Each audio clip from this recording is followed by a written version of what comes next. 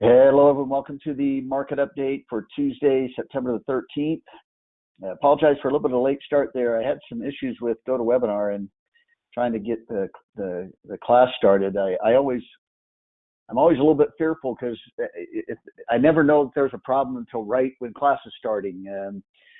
I usually just expect it to load up and upload everything, get everything to work fine.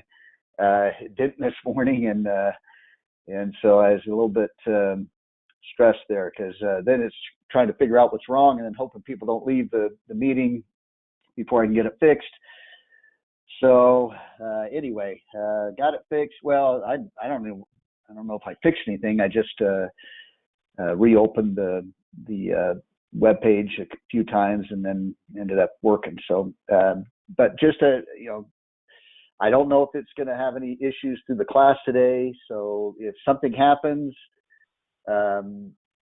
what I'll end up doing, if we get cut off somehow and I'm not able to finish the class, what I'll end up doing is just doing a class scheduled whenever I can get it fixed, and then just post a recording there on the YouTube channel there, so you can review it later. I don't anticipate that's going to happen, but I just wanted to throw that out there in case something does happen here as we get started. All right, if you have any questions during the week or any questions I don't get to in the live class here, make sure you send those to jerry@traderspro.com. Big move happening today now, and it all really fell on that CPI report this morning. The market's looking at any sort of inflation data points or Fed meetings or anything like that. It's going to focus on that, and it creates kind of a binary event, which is that if it's good, if the number is viewed as being good, the market would have gone up. If it's viewed as being bad, the market was going to go down. It creates a very difficult trading environment, though, in that situation, because then the market is not it's not necessarily moving in a trend, or it's not moving on fundamental data that's coming out. It's an event, or it's one thing, and it could go either way off of that. It's kind of like a coin flip, and I don't like to trade coin flips, or I definitely don't want to place huge bets on something that could be considered a coin flip. So it's very difficult.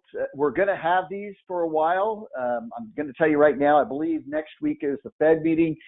It's going to create another event where the market, so what I expect is the market's going to react to this probably over the next couple of days, and then it might just go flat again, waiting until that Fed meeting next week to decide what to do next. But the funny thing is it's just one thing after another. You get one event that the market focuses on, and then immediately it's it'll be like, it'll be after the Fed meeting, it'll be the jobs number, a jobs number, or the next CPI report, or the Fed minutes when those get released. It's going to be all this focus on these kind of binary events. Now, just because you have a little bit of a binary event doesn't mean the market can't start trending off of that. And we have been in a downtrend. So actually all this is doing is continuing that trend that we're already in. But we're at a kind of a critical spot yesterday. I'm going to show you this when we get to the charts, that, how we would have traded, how we traded today was really going to determine what the market could do over the next few weeks or so, and I'll go through that with you here in just a second. As far as the direction alerts, again, these are really helpful in telling us, is the trend overextended, overbought, or oversold? We were getting into that oversold area down in here. We were seeing momentum get down into the sell extreme area down in here. Since then, with the rally we've had over the last week, we've managed to move back into the middle here. Now, what does that mean? Well, it means that if this was just a rally within the downtrend, then we've alleviated that oversold condition, and we can start to move lower. We can move lower from here off of where we're at within the chart. So now remember, one of the concerns I had a couple weeks ago was that we were getting into these extreme oversold conditions. And we'll look at the buy sell ratios of the indexes here in just a second, but those were getting extreme as well. There's too many sells. The market was a little overdone. It was there, there's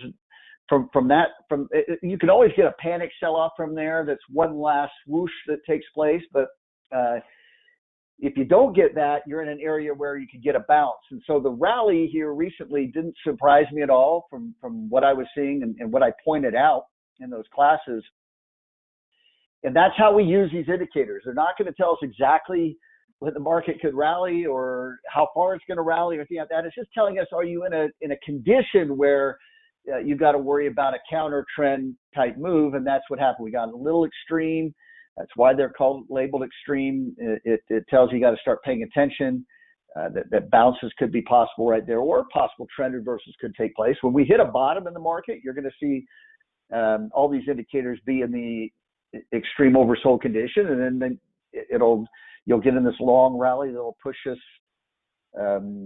back to this extreme, and then you'll have reversed that downtrend, and now you'll be stair stepping up at that point. I don't think we're there yet, but that's kind of how you're using these indicators. Now, Brett, same thing. It was down. It didn't. I don't think it got down into the extreme range. I think it was just in the high range, but it's pushed into the high range right in here. Not quite overbought. Overbought would be getting into this range, but definitely in an area here where we could have room to drop from here because of the extent of that recent rally. That rally was a little bit further than I was expecting it to go. I was anticipating it was just a bounce within the downtrend. And that's what I'm saying. It pushed into this critical area here. I'll show you here in just a second how critical it was. And we still need to pay attention to that area because it still could come into play. I mean, just because we've had a down day today doesn't mean that this is definitely going to lead to another big drop. You never can know exactly what the market's going to do. We'll examine the probabilities, but we'll also look at the possibilities so that we're prepared. And then sentiment is really, really high. It just has not, has not been shaken yet. And hopefully we start to see that change a little bit. If we do start dropping lower, we see some of the sentiment readings get out of that complacency range to where we can feel a little bit more comfortable that we're getting closer to a bottom. The buy-sell ratios with the rally came back closer together. This shows that we could extend back out again. So we're definitely not in overbought or oversold condition there. This sentiment indicator is right smack in the middle as well. So none of these are telling us that we're at any sort of extreme overbought or oversold. Now here's the index tab, and remember last week we were looking at this. A lot of these were below zero. There's still a few, or below one. There's still a few that are Russell 3000, but some of these have started to get positive numbers here. Dow Utilities are 9. Now there's not many stocks in this index here, but 9 buys for one sell. Again, this is not showing overbought by any means. There's usually you're looking for double digits in these ratios, 10 to 1, 12 to 1, something like that would indicate you're getting a little bit overbought. But where we're at right now is we're seeing, again, that oversold condition being alleviated. Here, the Russell 3000, you have 360 buys versus 405 sells. There's now room for it to go make another move lower again. And that's how I'm kind of reading it right now, based on what the chart is showing me in the price action of today. Now, obviously, we could be having a whole different conversation if that CPI number turned out different today. And that's what makes, again, these events tough to trade because, and that's why, again, it's a reminder of why you've got to be flexible. You've got to be able to switch directions when the trend is showing you to switch directions, because if you get too locked in on what you think should happen or what has been happening, and you miss the signs of a reversal, then that's where you get beat up a lot. when you miss some of those signals. And I miss them sometimes. As long as I've been doing this, there are some times where I start to develop a pretty strong bias, and I'll start missing little clues or little signals that might be telling me I'm wrong. And that's why you have to fight that. And these things I teach in class each week are designed to help you fight that, to force yourself to look at an alternative. What if we're bullish, or what would I need to look for, or what would be some of the signals that would tell me the market's more likely to rally? You need to kind of force yourself to look at it from another point of view, because you just aren't naturally going to want to do that. And so it's important that you build those into your process. All right, let's get to the charts here, because this is really where I want to spend some time. Let's see, market update here.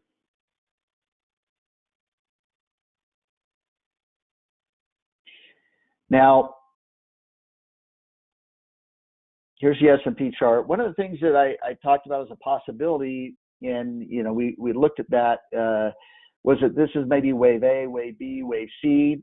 Now, in the last update, one of the things I did talk about, I can't remember if it was the last update or the one before that, was this was starting to get a little bit long for a wave C. So I was thinking, that it's maybe less likely that's a bullish ABC pattern, looking more like a possible wave 3 of a downtrend. And these are referencing Elliott wave analysis. If you want some training on Elliott wave analysis, go to the YouTube channel, subscribe to the Traders Pro page or channel, whatever you call it. And there's tons of trainings there. Again, just a quick note on those trainings, they start about a half hour into the video, because the first half or the first 30 minutes or so, I'm usually doing a market update or a stock specific class. And then I do a training the second half hour. So if you're trying to find where those trainings are, you might have to fast forward about 30 minutes to find them. But there's a lot of information on Elliott wave analysis, and I'll let you do that on your own time. But once you've kind of been through those, this will make a little bit more sense to you. So, and as we rallied up, particularly yesterday, I was starting to wonder if that was a bullish ABC pattern. You had a nice strong rally out the bottom there. You're at a point where you have to start considering that maybe this is going to start working its way higher. And had we rallied up off of the CPI report, it would have confirmed that. Now in hindsight, we're looking back, it's probably this rally was a wave 4, although wave 4 typically doesn't get that deep, and this definitely doesn't look corrective. It looks more impulsive coming off the bottom here. So this is why, believe me, even if you understand Elliott wave analysis and it makes sense to you, and it makes you feel like, man, I can go out there and know exactly what the market's going to do. The market will form these patterns. It does follow these patterns and these cycles that are outlined in that analysis, but in some cases, the corrective moves don't look very corrective sometimes. Sometimes the impulsive moves look a little bit corrective. You'll hear me comment on that as I'm doing analysis sometimes. I'm like, for instance, if this is a correction for another move down, this doesn't look real corrective. It doesn't look real choppy and sideways. Actually looks a little bit more impulsive. But if we drop lower, that was the correction within the downtrend. That's the only way it would fit into the analysis, is that was the corrective move. So that's why I say corrective moves tend to be more choppy and sideways. But the market will always find a way to trick you a little bit, or to make it to create some uncertainty, so that you can't know exactly what it's going to do, and you just have to embrace that. If you're expecting that, hey, I learned this great new analysis and it's going to work all the time, I'm never going to be wrong again. Again, that's the problem. You can't think that way, because it's not going to be the case, and you have to embrace that uncertainty, and that's tough to do. I get it, but you have to do it. So the way I'm reading this, and it came very, very close, was this is wave 1, this is wave 2, this is wave 3, this was wave 4, and now we're starting wave 5. Now wave 5 should go beyond this low right here. There is an Elliott wave exception where it could come right down to that low and still be considered a wave 5, but most of the time, and so I'm going to focus on the probability, and what's more likely to happen is that it will extend below that low, and then it's a matter of how far down it goes in that wave 5. Does it get back down to these June lows? Does it exceed those June lows? Does it pull up? Does it pull up short, and there's your 5 waves down, and you get an ABC, and then you get another 5 waves down? I don't know how exactly this is going to play out, but that's how I'm labeling it right now. Now, what makes this critical here, or the reason why we're at a critical area, is that there's an Elliott wave rule, and these rules are very important because without these rules, you can almost come up with a wave count, whatever wave count you want to come up with. I could be bullish on that stock and have a wave count telling me that stock should go up, and another person could be bearish on that same stock in that same situation and come up with their own bearish wave count. These rules guide you so that you don't typically have those issues. Now, one of the rules for Elliott wave is that wave 4 cannot trade in the territory of wave 1. So if this is wave 1 right here, and this is wave 4 cannot trade in that territory. Now, you look how close it came to doing so. That's what I'm saying. Any move higher today, if the market would have moved higher today off of that CPI report, then it would have made this most likely a bullish ABC pattern, and most likely that it was going to exceed this high. Again, notice the words I'm using, most likely. I'm not saying absolutely or guaranteed or anything like that, but from a probability standpoint, I would have had to turn a lot more bullish right into here. Now, the tough part of that is you'd have already had 5 days up. It's hard to buy into a 5-day move right there. I would have probably waited for the next pullback, a little correction, and that correction could verify that as a impulsive move too. You get impulsive corrective. It not only allows the stock to correct a little bit, give you a better entry, but also confirm that you're probably in an uptrend at that point and more likely to go higher. But that's not what happened. We dropped today. Now, we haven't gone below this low yet. Is it possible that this is still ABC? And notice what I'm doing right here. I'm looking at other alternatives. I don't want to get too locked into my bearish expectation here. But is it possible this is still an ABC? This is an impulsive move up. This is starting a move up. This is a wave 1 going up.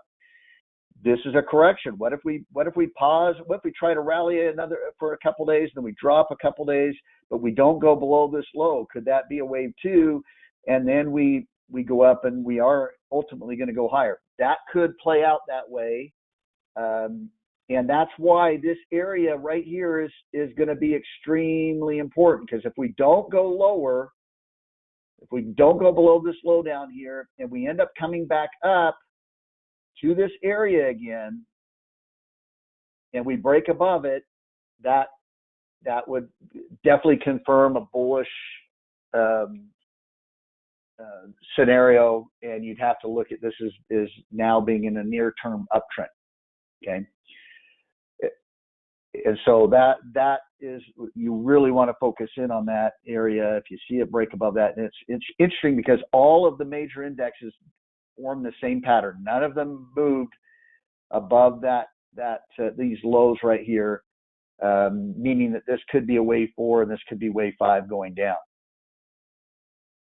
Now, just real quickly here, take a sneak peek at the longer term chart, because the longer term chart is we're still in a downtrend. We still have lower highs and lower lows.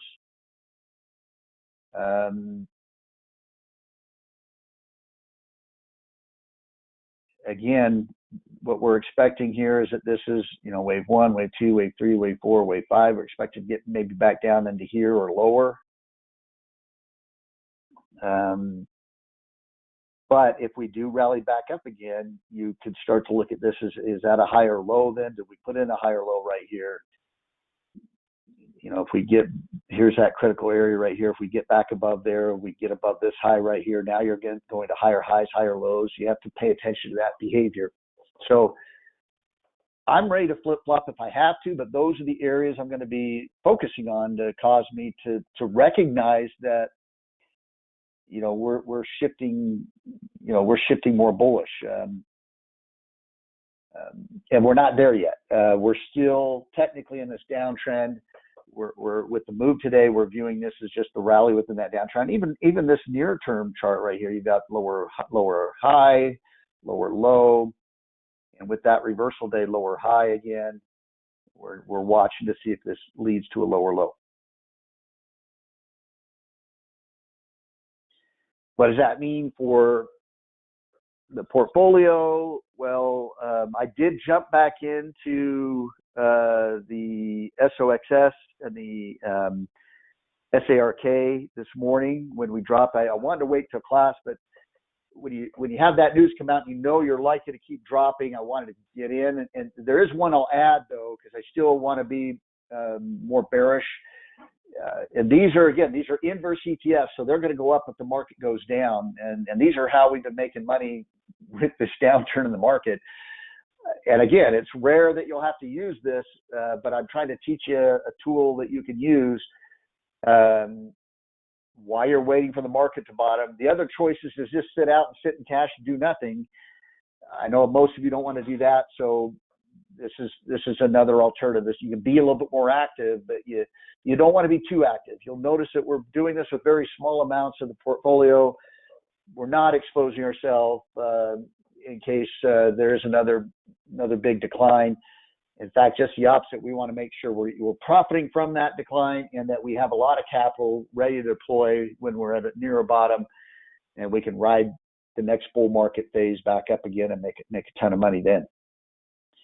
All right, so let's look at the other indexes here, because I just want to kind of confirm that or show you that same wave count. Here's the Dow.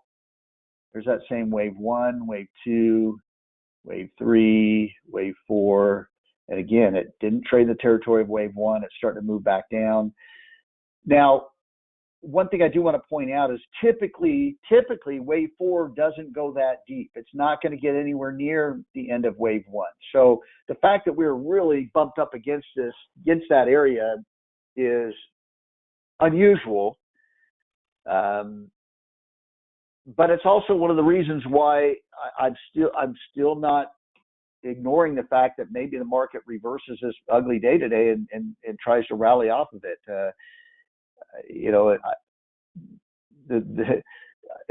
The market has found ways to kind of hold up right here despite bad news that keeps coming out, and I don't know what it's going to take for it to really start panicking, but that's kind of the sad part, is we haven't seen the panic yet. That means that it's still probably coming, and we got to be prepared for it. All right, so that's the Dow chart.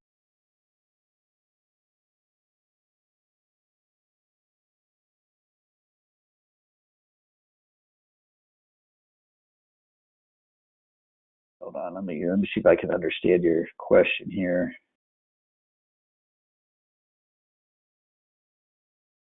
Are you talking about, the question was, is this a larger fractal wave?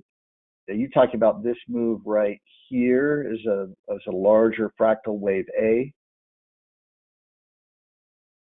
Is that what you're suggesting?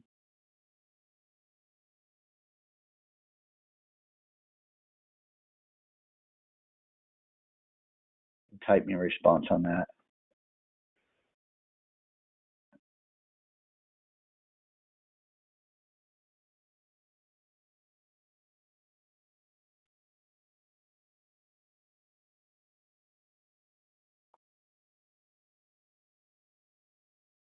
Let me see if I understand what you're saying.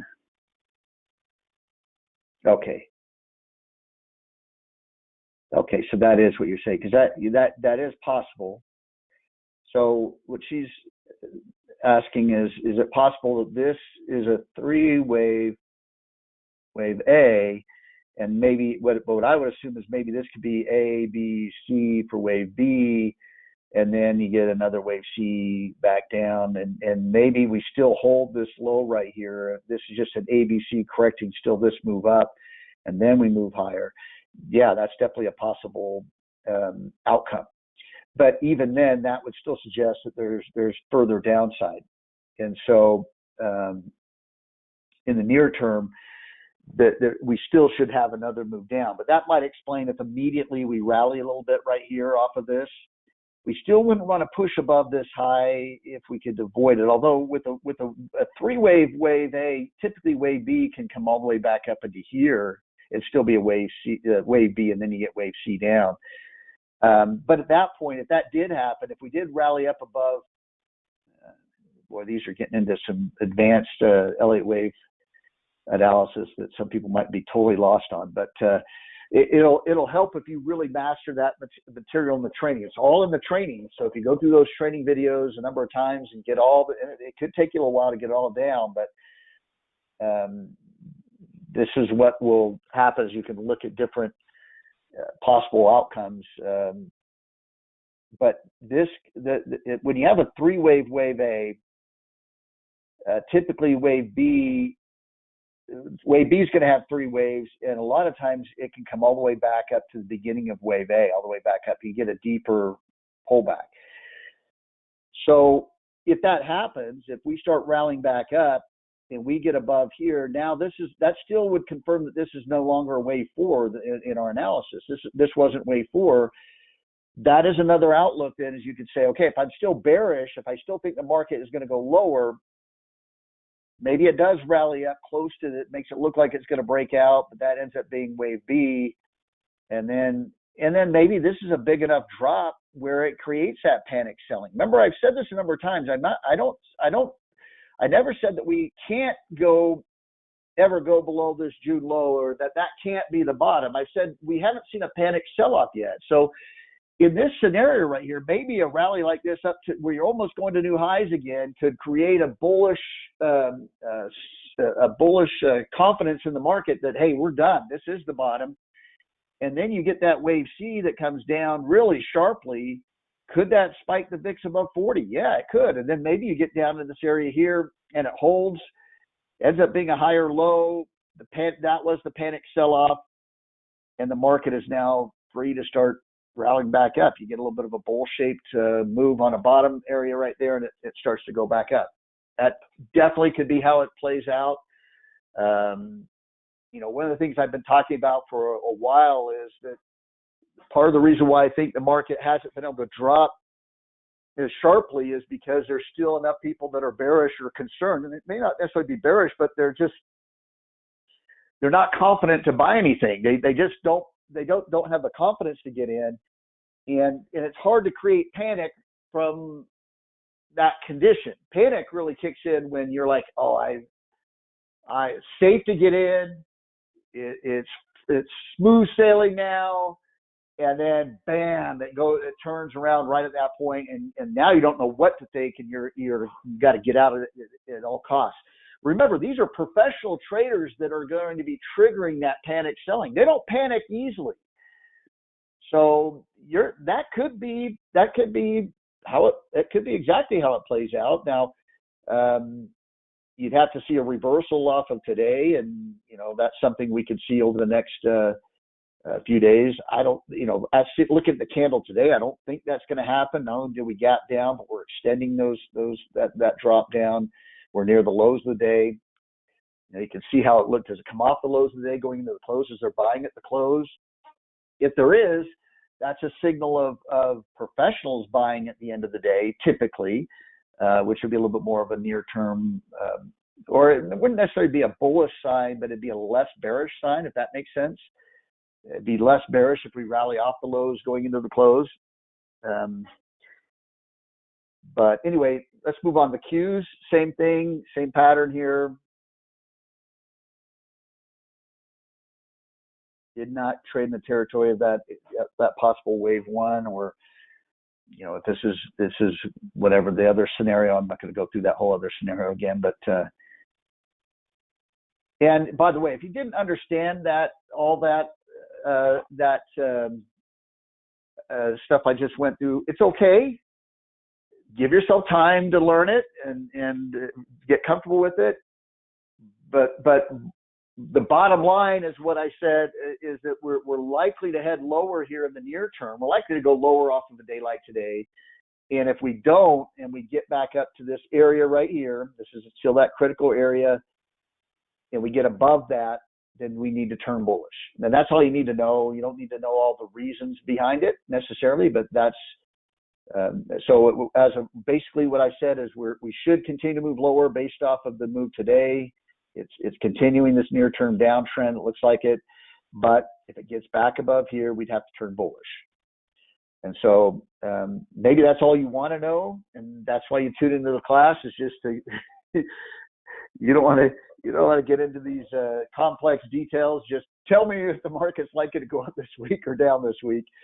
I'll try to simplify it. Usually I start off with that, and then for those that want a little bit more detail as to why I think that it could move up or down, I try to go into that with the more in-depth discussion.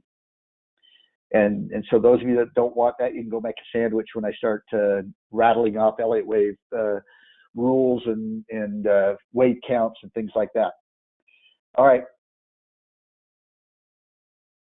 Oh, so that was the Russell. Russell, again, same thing, same pattern, same outlook. Bonds continue to go lower. We've dropped below that previous low, although today we have a little bit of a bullish reversal candle. It's come off the highs of the day, though. It could just be an attempted bounce. We did go below that June low. We did break below that on Friday, so the trend is considered, or excuse me, on Monday, yesterday. So the trend is considered, it's still considered that we're in this downtrend. And so until we start to see that change again, we're assuming that's going to continue. And I still think we need to see some stability in the bond market before the equity markets can significantly rally. Gold dropped today, but there again, it's off the lows. The gap down, it's trading a little bit higher than where it opened, but still, this looks corrective. This was impulsive. This looks corrective. This still looks like it's trending down. And me lately on gold, I really haven't wanted to spend too much time analyzing gold. Oil still looks like pretty bearish. Recently, last week I was saying to watch this range right here. It could be stuck in that range for a little while, but we ended up busting through it. And I think it was shortly after. Was that the next day after class? It was right after that. We dropped down right here. Now we've rallied up a little bit again right here, but overall, again, if we look back out a little bit, look at a longer term chart.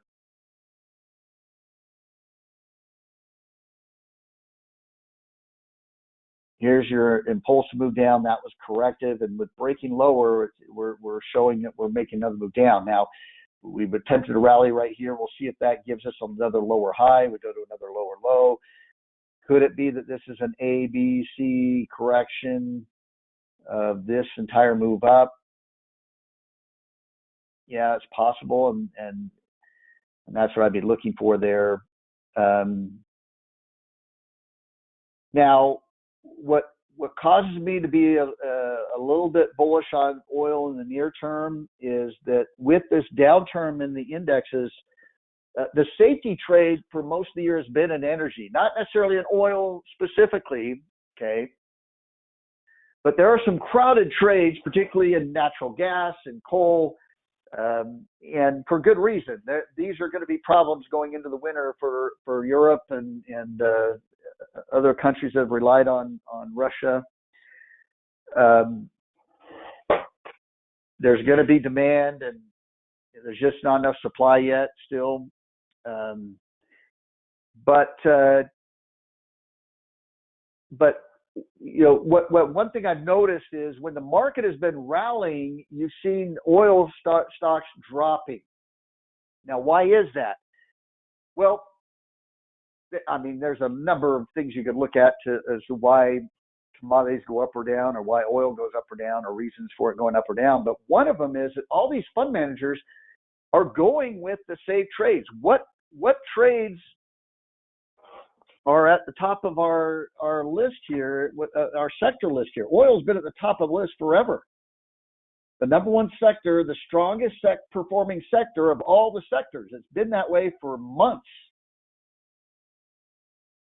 So that's where their easy money is, or that's where they're making any money, is in those oil stocks. So when oil is performing, or when the rest of the market is dropping, they're going into the oil stocks as a safety trade, so to speak.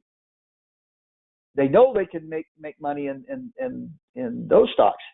However, when the market looks like the equity market looks like it's rallying, they've got to have capital to get into Apple and Microsoft and whatever else they think is going to rally with the index. And so, go back to the oil chart here. And so what's happening is you get kind of the opposite move. Why is, hold on here, I'm on the wrong chart here.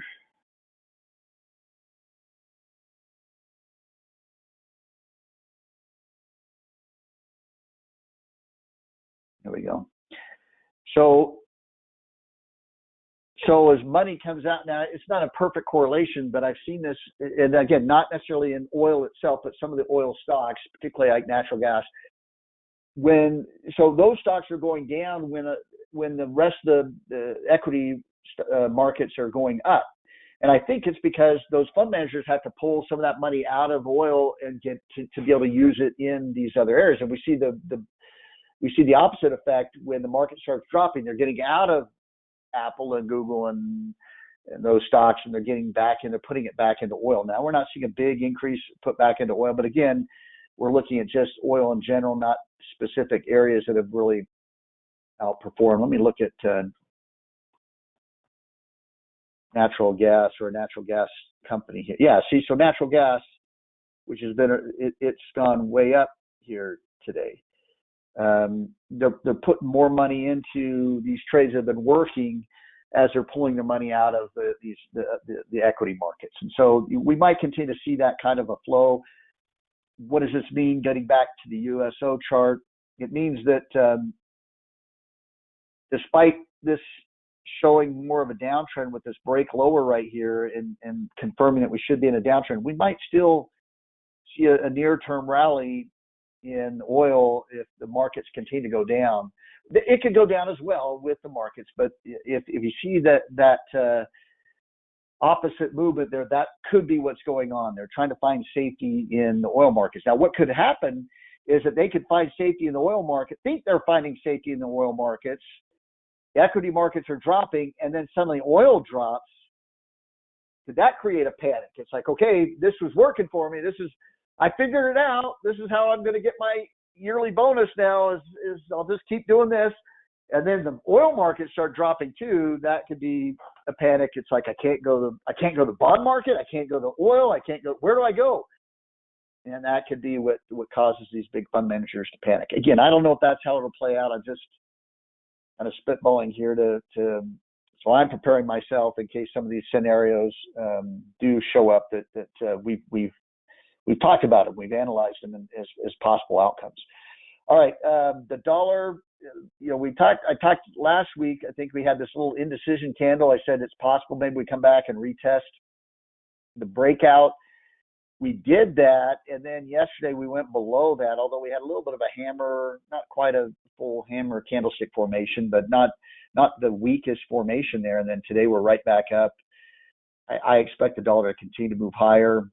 The way things are trending with rates and everything and all that's going on all points to a stronger dollar. We should continue to see that. And then the VIX.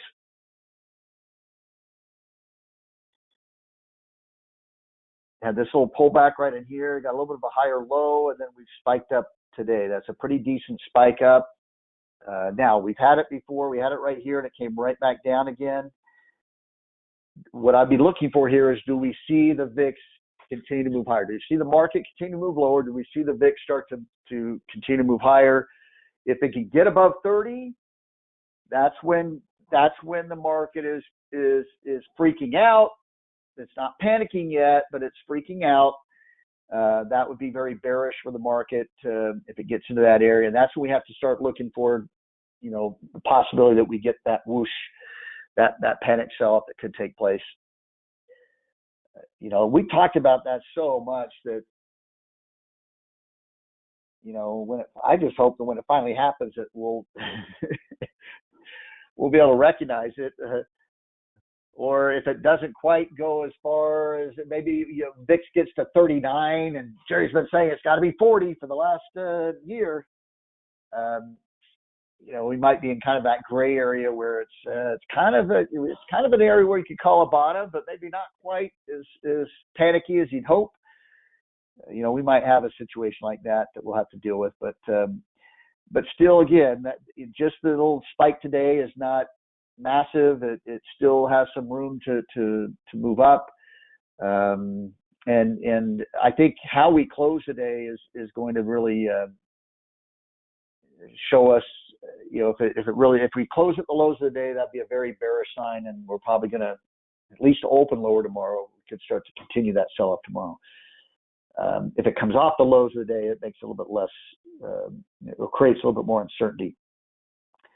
Chip stocks, they did not really participate much in that rally. They moved up a little bit, but this is not a strong move up off those lows. We're right back down. We're right at these lows, the recent lows, ready to go lower.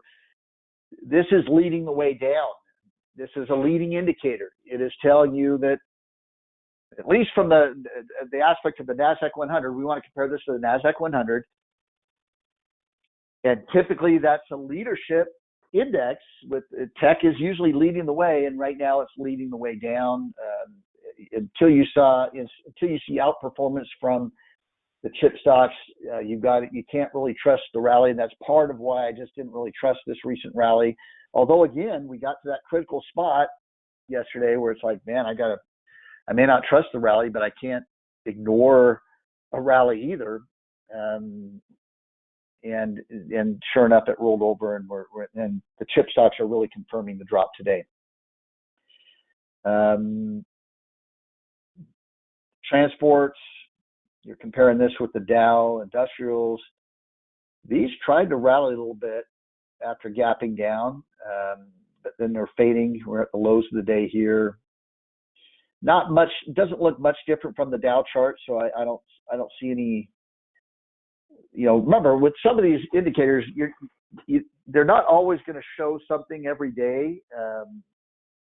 And so if you're assuming that they're showing you something every day, that could be part of the problem. You're overanalyzing it, or you're looking too much into it. What you're really looking for are divergences, or, going back to the chip stocks, like I said, we're about to go to a lower low on the chip stocks. If you look at the chart of the Qs, we're not close to going to that lower low yet. And so that would be significant. If the chip stocks go to the lower low,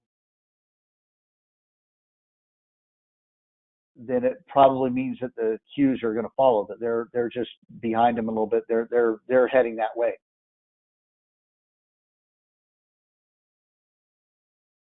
I think that would be significant. Okay. Bitcoin started to rally here recently, but then had a big drop today. Again, I still think that's heading lower. I thought it would really drop when it broke this support area, but it came right back above it again. But now that it's dropping again, that puts another lower high. If it breaks back below this support area right here, back below these lows back in June and July, that'd be very bearish.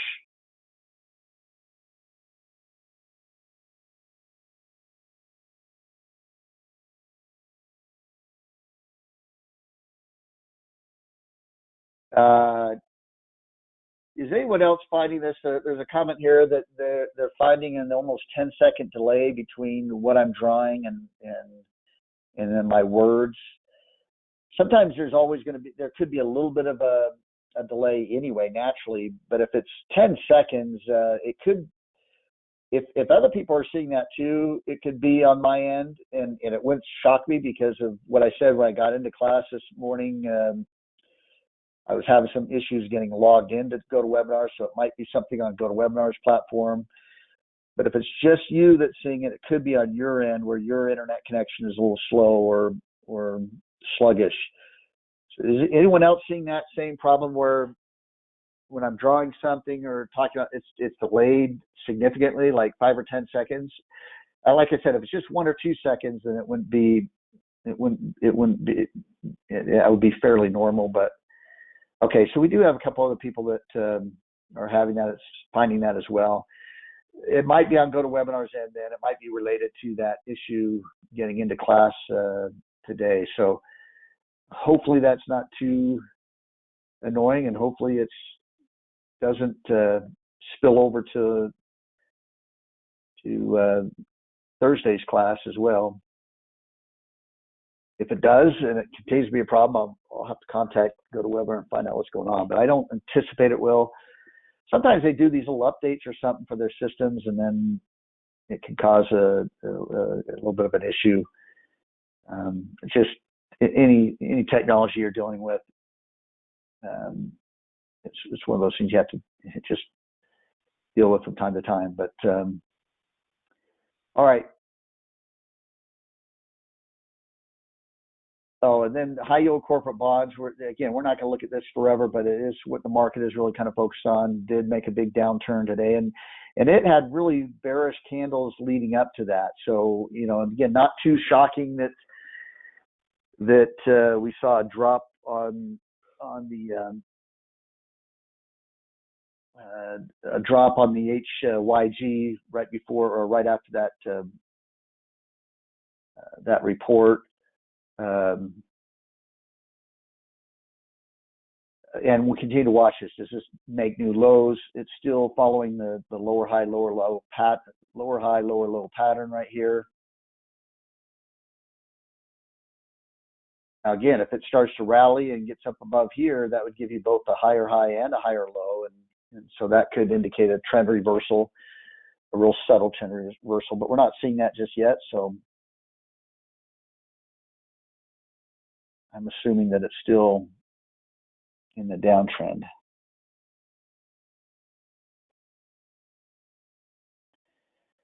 All right.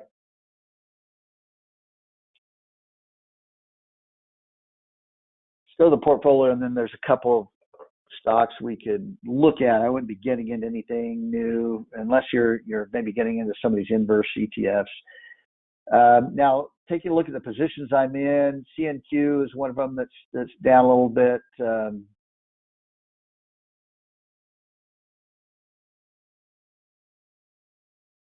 But it's a little bit of an indecision candle there. That's not showing a ton of weakness. It's holding up pretty well. I think my stop is down below here, so I wouldn't mind having some oil exposure because I think oil could go up if the market continues to go down. At least that's been the pattern recently. We'll see if that continues. NOC, I might have to stop out of this one. On earlier yesterday, I guess I should say, I was thinking about moving the stop up into here. My stop is down below here right now. That's a pretty big, but I didn't want to move it because I still thought this could maybe be an ABC and it could still go higher off of that. But now this is a pretty ugly candle. I might go ahead and stop out of this. Again, I could always get back in it again, but I don't want to have it. That's a pretty big couple of days right there, down days. So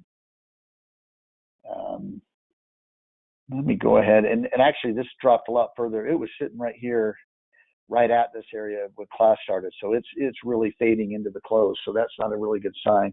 And when you close at a support area at the lows of the day like that, you're almost always going to go lower. It hardly ever holds a support when you have that big of a drop into a support area. So although I have my stop down below here, it's very likely it's going to get triggered. And like I said, even if it doesn't, this come roaring back, I can always get back in.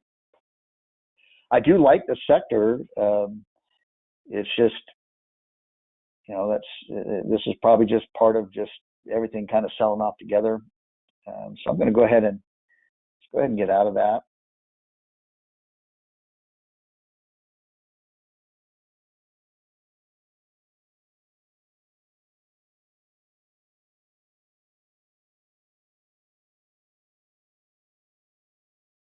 It'll let me.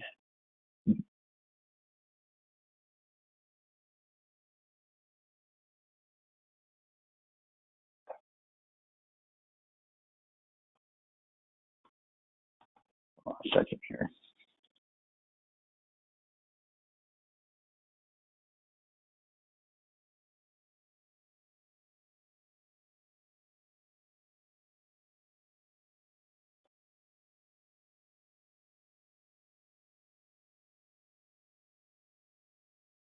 So 470.80 is so we sell our 20 shares. Current price is 470.80. So we're gonna lose about $400 overall. It's all right. We're making up for it on the other inverse trades there. CNQ, I already went over that one. I'm going to hold that one. And then so SOXS, I got in. Actually, I got in at a pretty good price because as soon as we gapped up, I usually don't like to get into anything in that first 10, 15 minutes. We pulled back actually a little bit right here. I got in a little bit, probably right in this area right here. And then now we're right up here. So again, this is SOXS. I'm expecting chips to go down, which means this should go up. This is going to act inversely. I've got to stop right below here in case I'm wrong. And then the expectation is this thing is going to continue to move up. And if it does, we'll make some money on this market drop. And then SARK, these have been kind of just the default. Just kind of gone to these each time. Same thing. Put a stop down below here, real tight stop.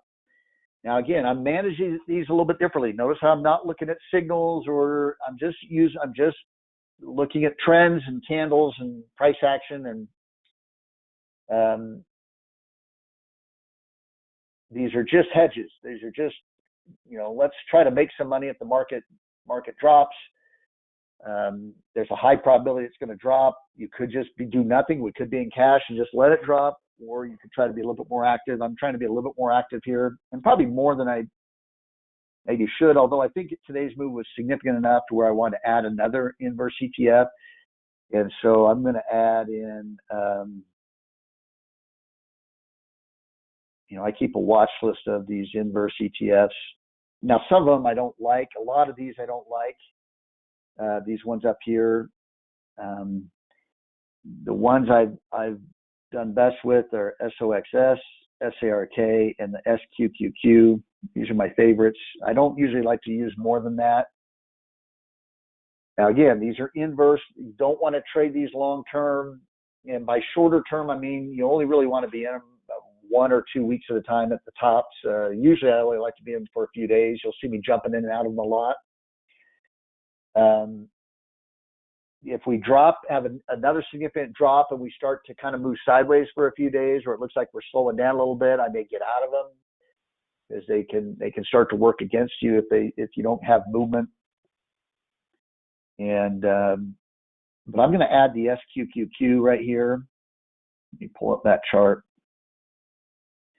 This is short the QQQ, the NASDAQ 100.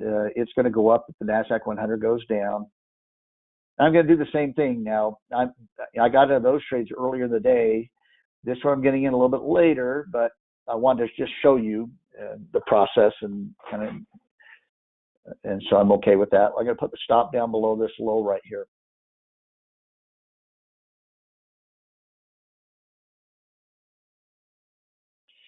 By the way, sometimes looking at these inverse ETFs, if you're having trouble, a lot of you are programmed when you're brand new to trading, you're programmed to the markets always go up. You're programmed to be bullish.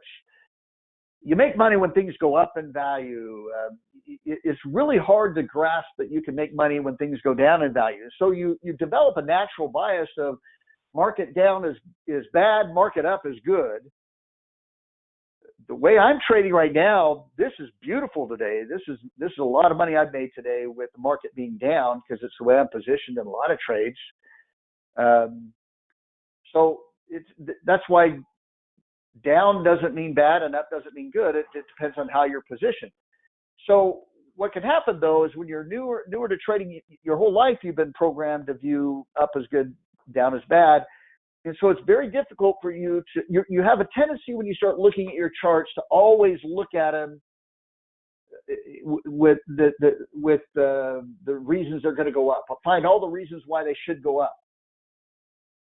And it can be hard to recognize when there are clear bearish patterns that are developing. Well, one thing that can help with that is if you start to look or start looking at some of these inverse ETFs. If you're having trouble, for instance, with the QQQ, you're having trouble thinking that this is looking bearish, and you're thinking, well, this doesn't look. This is just short. This is just short term right here. It's going to go back up. And this is going to go higher. And I don't care what Jerry says. This has got to be a bullish ABC pattern, even though I don't know much about ABC patterns. But this fits into my belief we're going to go higher. It's real easy to do that. Well, if you flip and look at inverse charts, sometimes it can help you see that, when we look at that SQQQ chart, that actually looks very bullish, which is exactly what is going to be the opposite. This will go up, but the market goes down. So you look at this and say, boy, this has been dropping right here. Had this move up right here. It's pullback. It's now giving me a higher low. Yeah, this thing's going to go up. It's going to give me a higher high. So what I'm trying to say is that if you're struggling with you feel like your bullish bias is a little bit strong, try to incorporate some of these inverse charts to help you with that, or at least to check. Maybe you can't quite see the bearish chart on the index, but if you go flip it and look at the inverse chart, you can say, oh boy, this looks really bullish, which means that's really bearish for the QQQ or what have you. Sometimes that can help with that if you're able to look at the inverse chart.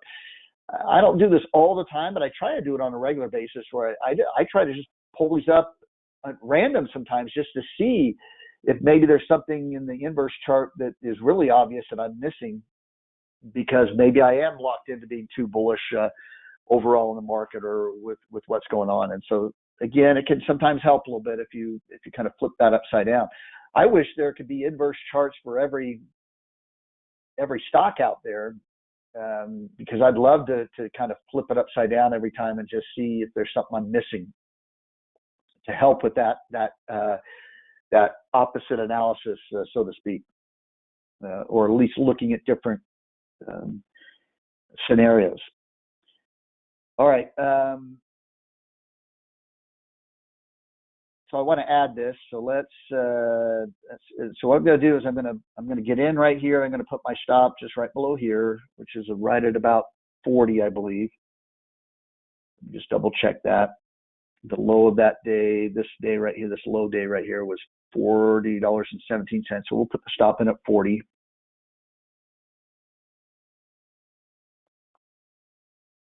And stop in at 40.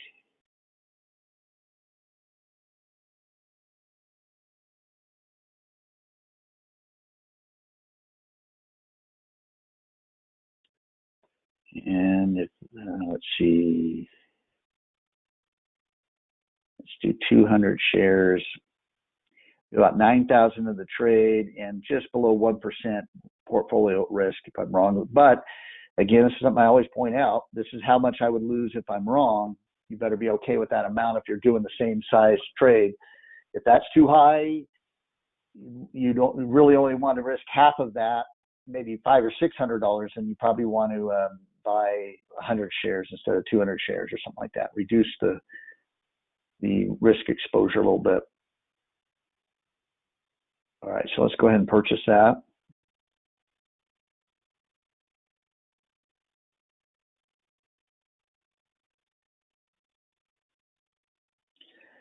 Yeah, that's a good point too. You know, you could also, if you want to, although I don't like to incorporate the signals into inverse trades because we're not using the signals really. We're just looking to hedge with them. We're not looking to be in them long term or anything like that. You don't want to be getting in these for a long term trade because the way they're set up, they reset. I don't have time to explain it. You can Google risks of leveraged ETFs. Risks of leveraged or inverse ETFs, and there'll be websites that'll explain some of the risks there if you want to know specific risks. But they reset every day, so it's not like they're gaining value. You know, it's not like you can hold this for the next 3 months and you're going to make a ton of money as the market drops down. If it drops in phases where it drops a little bit and then it goes sideways for a little bit and then goes up, you'll actually be losing money overall, even though it's trending up. So, or you won't be making as much as you think, and it'll frustrate you a little bit. But they're really good at short-term hedges. But what the person that made the comment was saying is, you know, here we got a buy signal today. If you switch it to signals, and so this is saying, hey, this is a buy signal. It probably means it has a sell signal on the opposite of it. The Qs probably has a sell signal today, which would make sense. Yeah, it's gone to a sell signal there. So yeah, if you want kind of that buy signal confirmation on it, you could use the signals as well to give that to you.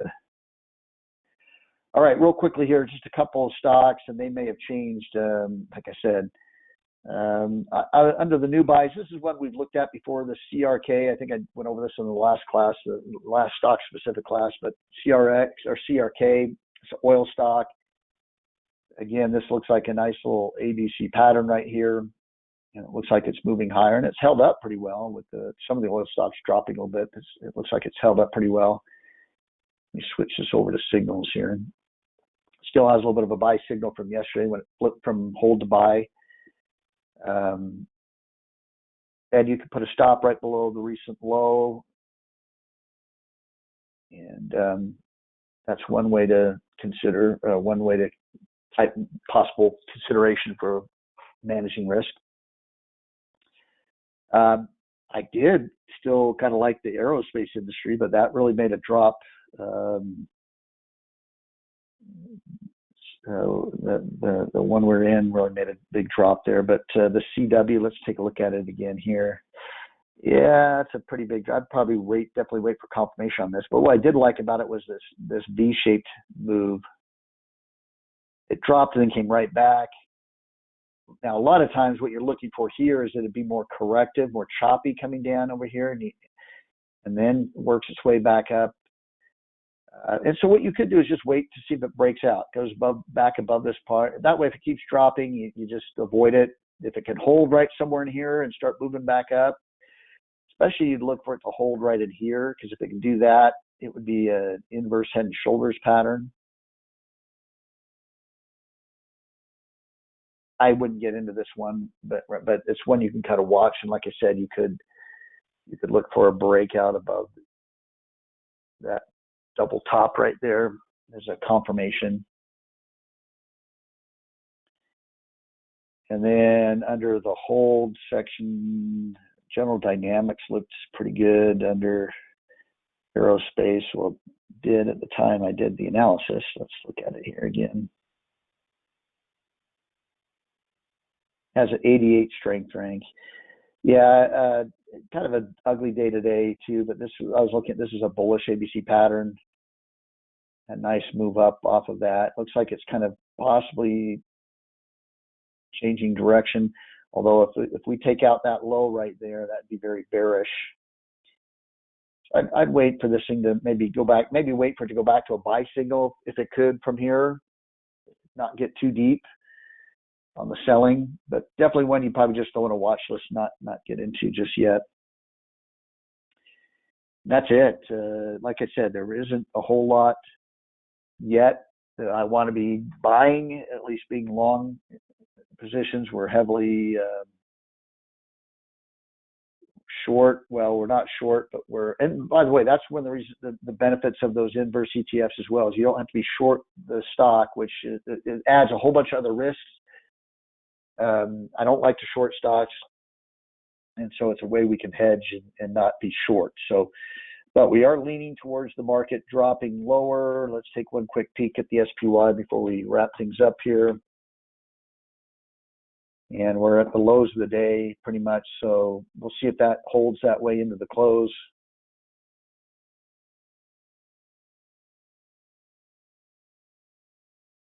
And go from there.